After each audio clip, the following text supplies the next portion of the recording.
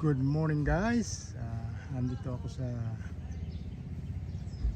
Tondol Beach sa private resorts. Private resorts dito. Ito yung baywalk na ginawa nila. Yan. Yun yung public beach. I-flex ko lang sa inyo itong tinatawag nilang Tanduyong. Ito yung Tanduyong Island. Ayan o. Makikita nyo yung sand na no. Pwedeng maglakad mula rito. Punta ka roon. Doon. Andun ang daan. Pag low tide, pwede nakarin. Ayan, no? Tapos doon sa dulo roon, ayun, no? Cory Island. Yung Cory Island na na-develop noong nahalal si Cory.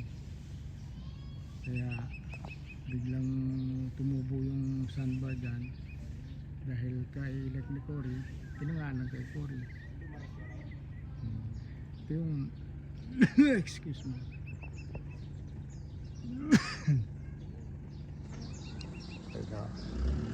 Puting-puti ang buhangin guys, pero makikita nyo may mga damo. Actually hindi naman yan basura. Kasi pwedeng maging panyan eh. Pwedeng maging kayamanan ng handa kasi magandang gawing fertilizer yan.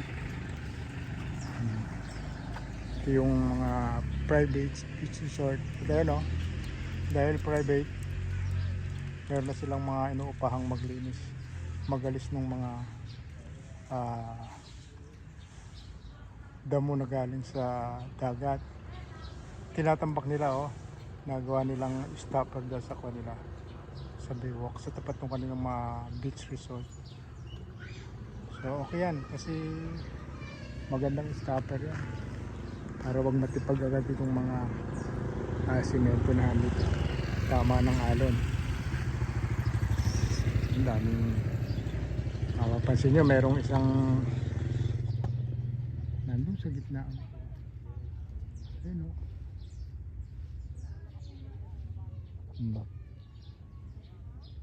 Namumulot yan ng mga shells na edible na pwedeng kainin.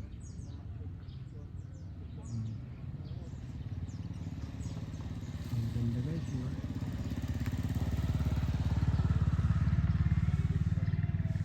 Ganda yun, ganda siguro doon. One of these days pupunta ako dyan. Tagal-tagal ko na rito sa Anda eh. Hindi pa ako nakakarating dyan sa island na yan.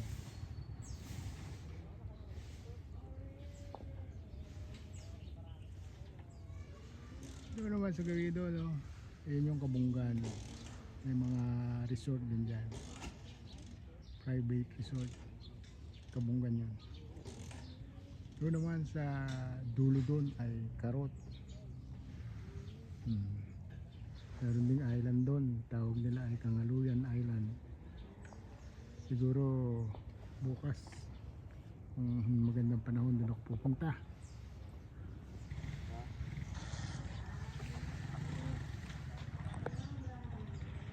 So ganyan kaganda rito sa Anda guys, lalo na rito sa Tondol Beach. Famous na ito eh kasi bukod sa very good for family outings kasi makita nyo ang luwang ng Kati. Ibig sabihin pag nag high tide, nagkatubig rito, hindi bigla ang paglalim ng tubig, hindi delikado sa mga bata. O di ba? Ang ganda-ganda, maraming nagpupunta rito lalo na pagka ganitong panahon na painit na, lalo na pagka Holy Week. halos wala nang mapwestuhan dito Kaya pagkaka Holy Week at plano mong magpunta rito sa Tundol Beach, maagang maaga pa lang dapat handito ka na. Nung last Holy Week tapos ng pandemic ay alas 9 pa lang ay nagsara na sila, hindi na nagpapasok ng mga bisita kasi over capacity na, wala na sila halos mapupwestuhan. So ito ang Tundol White Sand Beach.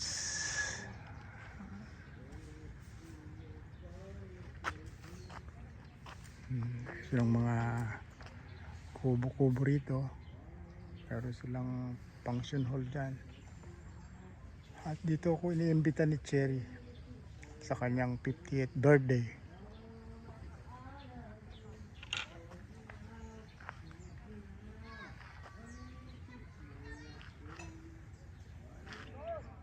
Yung mga fisherman doon na nagpondo kasi kati nga, namimili na sila ng isda doon.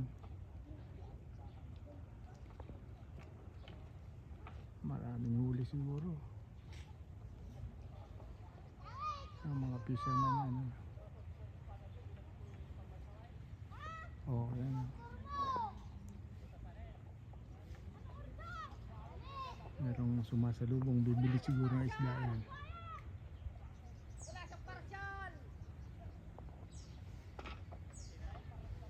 Parang napakaganda rin sa Tanduyong.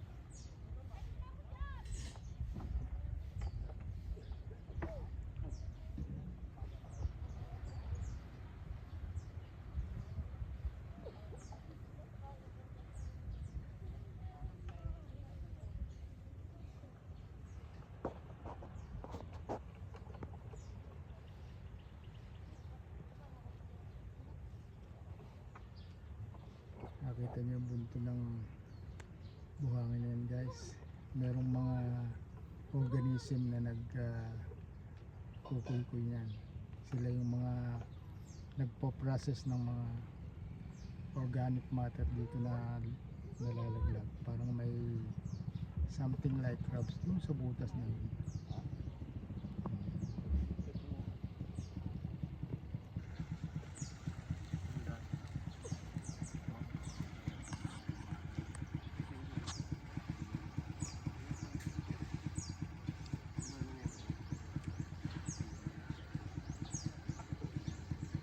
Yung mga gulong na yan, guys, ay pinagpopondohan ng kanya ng mga motorboat para hindi magasgas yung ilalim ng motorboat nila pagkaka kumati na.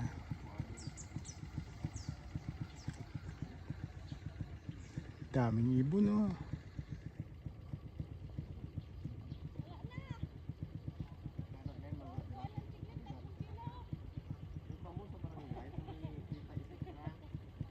Nanginginain din sila. Nagtataka ako rin sa mga ibon na to, migratory bird yung mga yan, pero parang nag-i-stay na sila rito sa lugar, parang hindi na sila umaalis. Lalo na sa parte ng Binmalay, sa mga may pispan doon, ang dami nila. Ang ganda, no? Nangunguha sila ng pagkain nila, nanginginain sila, oh. Ang dami. Mga tagak, tawag ng Tagalog, tagak.